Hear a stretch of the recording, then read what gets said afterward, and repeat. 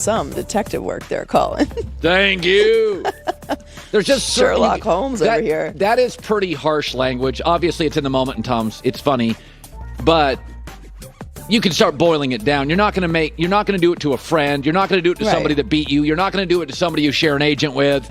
The Chargers and the Colts aren't sticking. Sticking is the key.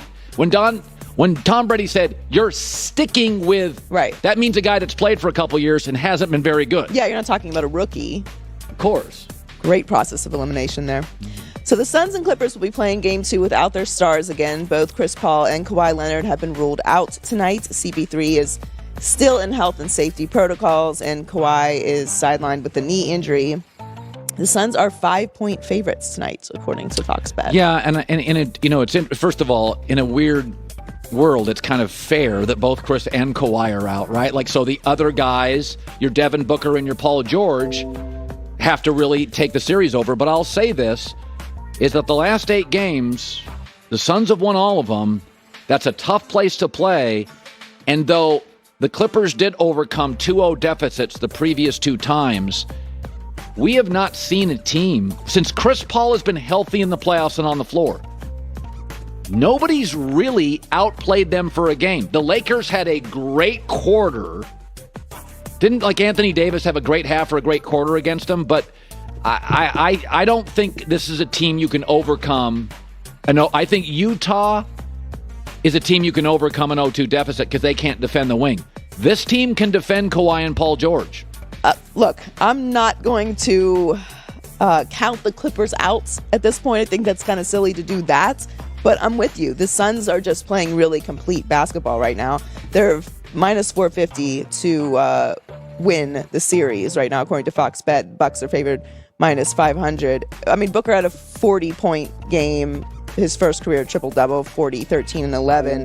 And Paul George had a nice game, too, 34 points, 4 rebounds, and 5 assists. But the Suns are just, please forgive my pun, on fire right now. Boom!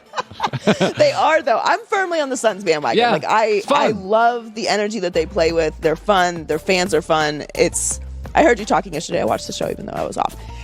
How sad would it have been for the Suns to have this team be playing the way that they have after the tragedy they have been over the years and not have fans this year? The fans are so hungry in Phoenix. It's a really nice story. I don't want to hear about market size. I find the Suns with this band of talented young kids in this veteran guy who can't get a break in his career. Chris Paul cannot get a break. Got traded to the Lakers. League said, no, go to Donald Sterling. He cannot get a break, get sent to a tanking team. Yep. And the Suns were bad when he got there. I think the Suns story is an incredibly marketable. I love it. I love the Suns story. And that's not, I want to give the Clippers their credit where it's due. Me and you both wrote them off after Kawhi was ruled out, and they've been playing with a lot of heart, and I'm happy for Ty Lue, but I'm on the Suns bandwagon right now. So there were high hopes for the Nets with KD, Kyrie, and Harden all together this season. Obviously, they fell short of their goal, lost to the Bucks in the second round. And while GM Sean Marks didn't call the season a failure, he is expecting some changes this offseason. Inevitably, there's going to be change here. That's the tough thing with pro sports. You'd love continuity throughout and so forth, but there's going to have to be changes, and they may not all be because of a decision that we decide to make. Our players have to make these decisions too. We'll come together as a collective group, and again, the opportunity for them and the opportunity for us is to go out there and put the best Brooklyn Nets team forward to start training camp next season. Well, they got to get a better bench, because what's happening, Joy, is they have no bench, and therefore you're asking players with injury histories to play absurd minutes. It's just not. Kevin Durant, at this point in his career, is 33 a night. That's it, not 43. No, I couldn't agree more. We know what Harden doesn't really have an injury history like that, but KD does, and obviously Kyrie does. You're not going to move off of the three of them. Yeah. He talked a little bit about it, said it's too early to discuss their futures, but they're obviously committed to them. We know that.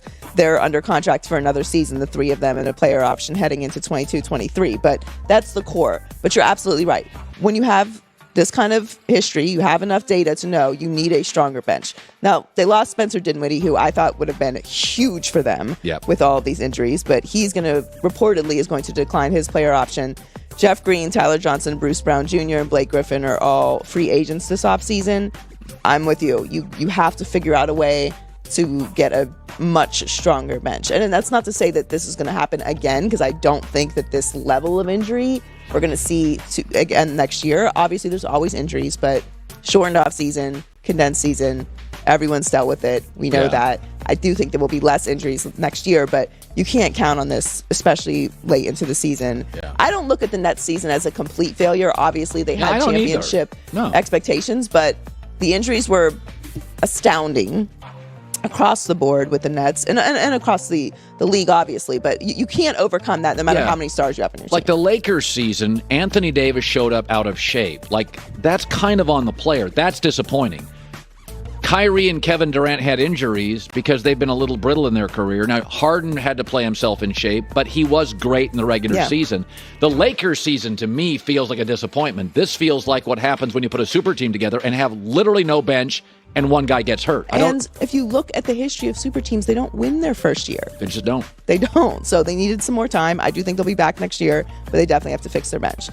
So Ben Simmons clearly struggled in the playoffs, especially at the end of this series with the Hawks. Doc Rivers is confident the team has a plan in place for him to improve his shooting before next season.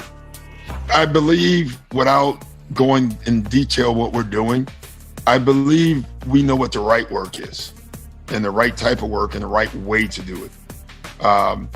You can do the work all the time, but if it's not done in the right way and the right type of work, you may not improve.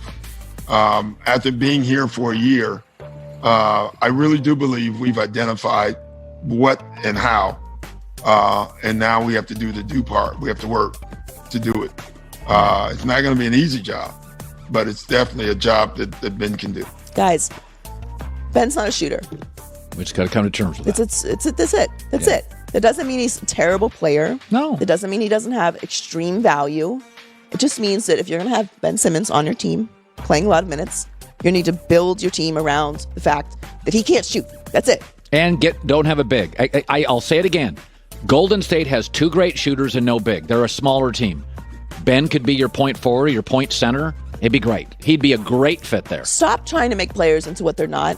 Yeah. When you have enough data, he's been playing long enough, you know that he's not a shooter. I'm not Ben Simmons, obviously, but years ago I worked at another company, and they didn't know what to do with me. I wasn't a host. I didn't do play-by-play.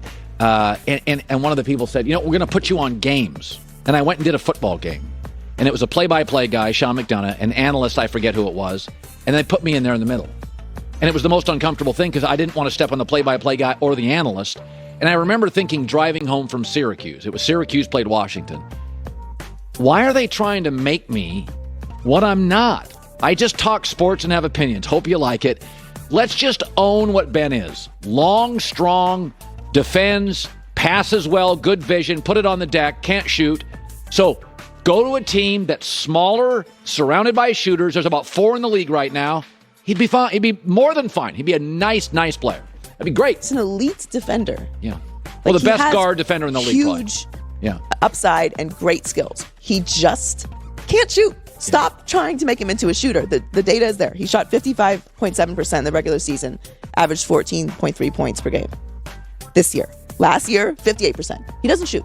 He's not a shooter. Those are all, this, and by the way, he is great around the iron. He's impossible for a guard to defend. So he can score. He'll give you 18 a game.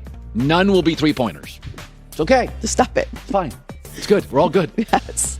Joy with the news. Well, that's the news. And thanks for stopping by. The Herd Live.